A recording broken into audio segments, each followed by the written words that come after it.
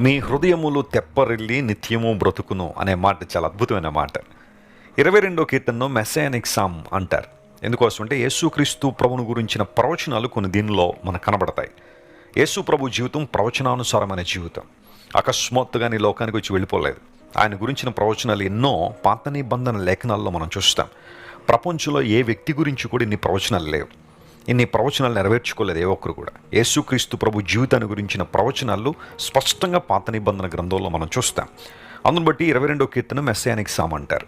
అయితే ఇప్పుడు మనం చదివిన వాక్య భాగంలో దీనులు భోజనము చేసి తృప్తి పొందెదరు. ఆత్మలో దీనత్వం కలిగినవాడు. దీనత్వం అంటే చిరిగిపోయిన బట్టలు వేసుకున్నవారని కాదు, కానీ దీనత్వం అంటే దేవుని మీద ఆధారపడడం. ప్రతి చిన్న విషయానికి కూడా దేవుని మీద ఆనుకోవడం, ఆధారపడడం. ఒక చంటి బిడ్డ తన తల్లి ఒడిలో ఎలా ఆనుకుంటుందో లేదా ఆనుకుంటాడో, అలాగే దేవుని బిడ్డలు కూడా ప్రభువు మీద అలా ఆనుకున్న వారంగా ఉండాలి. సమస్తానికి ఆధారం ఆయనే, జీవాధారకుడు ఆయన, మన పోషకుడు ఆయన. అలాంటి దీనత్వం మనలో ఉన్నప్పుడు మనం భోజనము చేసి తృప్తి పొందుతామని. నేను కేవలం భౌతిక సంబంధం భోజనం గురించి నేను మాట్లాడడం లేదు. కోర్స్ దేవుడు మనకు తినడానికి ఆహారాన్ని, కట్టుకోవడానికి వస్త్రాన్ని దేవుడు మనకి ఇస్తున్నాడు. అన్న వస్త్రములు కలిగిన వారమే తృప్తి కలిగి ఉంది అని పౌలు భక్తుడు అన్నట్టుగా దేవుడు మనకు దయచేవాడు.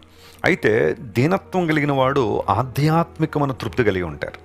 మేలుతో దేవుడు వారిని తృప్తిపరుస్తాడని బైబిల్లో రాయబడి. మన సోల్ సాటిస్ఫై అవ్వాలి అంటే హంబుల్నెస్తో మనం ఉన్నప్పుడు, హ్యూమిలిటీతో మనం ఉన్నప్పుడు దేవుడు మనల్ని సాటిస్ఫై చేస్తారు. ఆయన మీద ఆనుకున్న వారంగా మనం ఉన్నప్పుడు ఎంత తృప్తిని ప్రభువు మనకిస్తాడు.